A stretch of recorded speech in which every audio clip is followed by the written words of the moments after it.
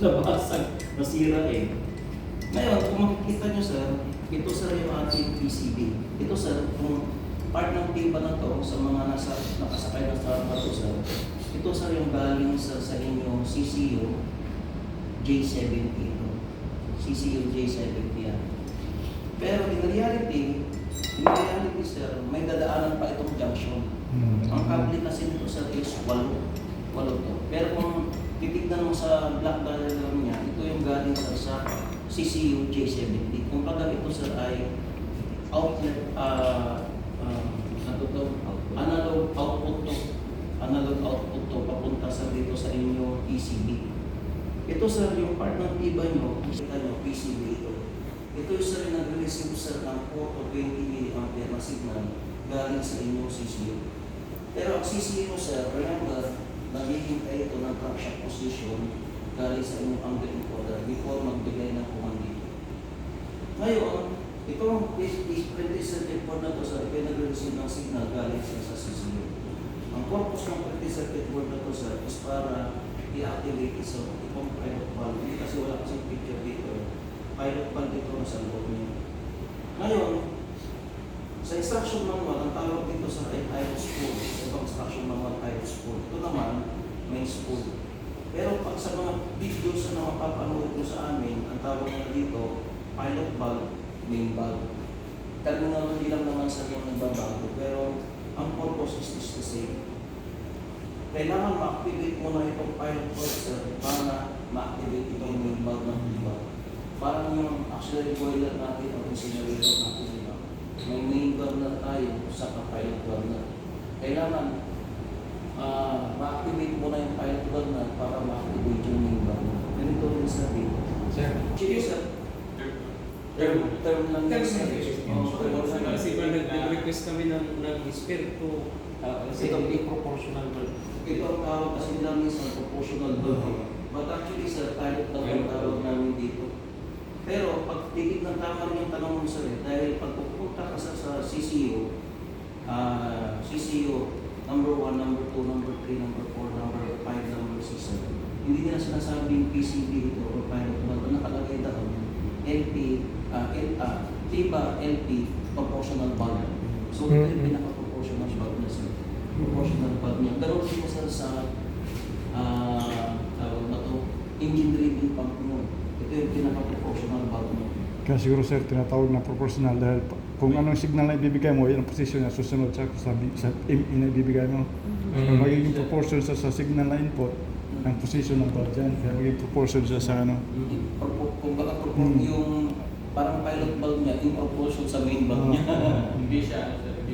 Kasi milliamp yung amperes ang pasok sir. So, ibig sabihin, pag 5 milliamp, position siya sa 5 milliamp lang yung ano, yung position ng valve. Pag 16, ibig sabihin full siya, doon siya sa ano, doon siya sa maximum siya. Sa maximum niya, okay. Kasi variable siya eh. Tama. May proportion siya eh. Yes sir, tama. Thank you very much sir sa paliwanag. Pero kung titignan niya talaga, yung sa maganda yung tanong niyo sir, sa maganda yung paliwanag niya dahil doon sa MOP niya sir, MOP niya, hindi niyo makikita na pilot valve ang pangalan nito. Ang nakalagay doon talaga, TIBA, LP, proportional valve.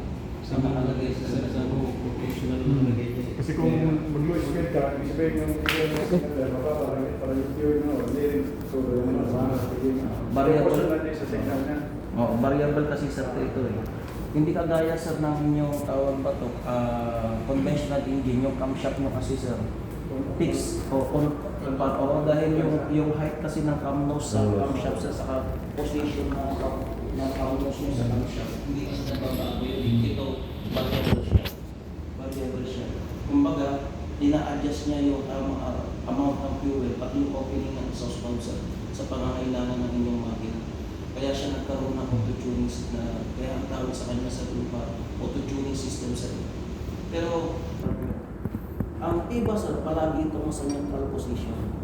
Palagi ito yung pinakakuha niya sa neutral position siya. Ngayon, sa neutral position sir, walang na-redirect na hydraulic dito dahil nakabara yung source na dito. Nakabara sir.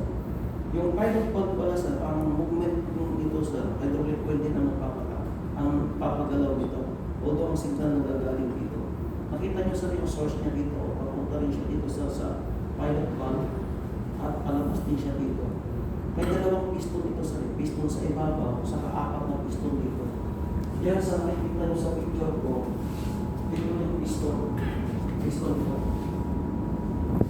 Dito naman, pag pumunta tayo sa yung nakabiyak na exploded picture niya, ito piston din to. Piston din dalawa to.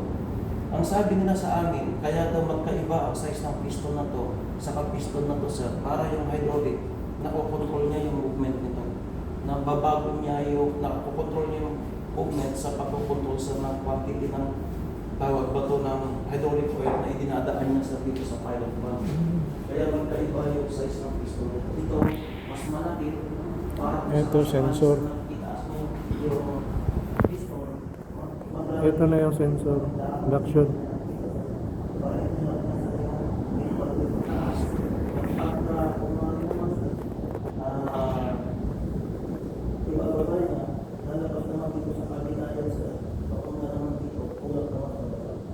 Magkaiba sila ng size na pang-control niya yung movement ng inyong main valve. Pero mag-control niya sa pilot valve. Pero ang nagbibigay ng signal sa CCU o PCB, wala kasi picture ko sa loob sa. Ngayon, pag ang main valve mo tumaas na, itong gitnang part niya, aharangan niya itong gitnang part na to. Kaya walang pupuntang hydraulic press exhaust valve actuator. Pero ililibre niya sa yung butas o port niya papunta sa dual booster pump. Ngayon, ang iba niyo sir, pag tumaas siya, pag sumagat siya sa taas, variable kayo. Pero pag sumagat siya sa taas, pupasok siya dito sa parang may guide siya sa may sensor niya dito. Habang pumapasok siya sa loob ng sensor mo, lumiliit yung, lumalapit siya sa may sensor. Lumiliit naman sa yung distansya niya, di ba? Lumalapit siya, lumiliit yung distansya niya. Ngayon, pag sumagat siya, pero normally hindi siya sumasagat, ang maximum na reading nyo sir ay, pinaka-zero na reading nyo sir ay 4 milliampere. Hindi 0 milliampere. 4 milliampere. Yun na yung pinaka-zero niya. Yes sir. Di ba parang sa exam natin sa PRC dati sa rin, 4 to 20 milliampere. Yan ang, pag may electrician kami dito sir, yan ang tinatanong pa sa nila eh. Yun din sila papaliwanag ko na mas kabisado nila. Pag sumagat siya sa dito nakikita niyo distansya kasi. Distansya sa MOP sir, makikita niyo milliampere. Habang ang main valve niyo sir ay o lumalapit sa inyong sensor, lumiliit yung distansya na nakikita niyo. Doon naman sa MOP sir, lumiliit yung reading niyo sa milliampere. Pero hindi siya sa bababa na 4 milliampere. Assuming ang reading niyo sir ay nag 3.5 milliampere, alarma kayo. Alarma kayo dahil ang dapat na pinaka-zero niya ay 4 milliampere. Ngayon naman sir, pag ang pipa naman sir ay bumaba, pag ang pipa bumaba sa neutral position siya sir, palaging babalik yan sa neutral position para mag-drain ng hydraulic oil.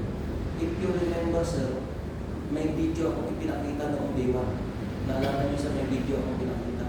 Ang pipa, palaging dadaan niya sa neutral position para mag-drain ng hydraulic oil. Ngayon naman sir, pag ang pipa bumaba, itong gitnang part niya na ito, haharangan niya ng butas. Pag ang pipa ito, ang gitnang part na ito, haharangan niya yung butas sa papunta sa fuel on booster pump. Pero ililibre niya naman sa yung butas papunta sa exhaust valve actuator. Balik na. Ngayon dito, habang bumababa ang yung pipa, lumalayo siya sa sensor. Dito nakikita niya yung distansya lumalaki from the sensor. Pero sa milliampere naman, sa MOP naman, lumalaki naman sa yung milliampere niyo. Pero kung sakali sumagot siya sa yung 100% niya na sagat, ang pinakamataas na reading niya sa ay 20 milliampere. Kung baga yun na yung pinaka-100% niya na baba. Assuming nagkaroon kayo ng reading sa 20.1, 20.5, aalam na kayo. Dahil ang maximum reading sa posto nito ay 4 to 20 milliampere. Yung nga lang sir, mas kabisado mong paliwanag mo kung bakit 4 to 20 milliampere. Sino yung mga electrician natin? Dalawa yan eh. Anong ba sir sa inyo dalawa? Yun po talaga yung range na range na natin ng 0 to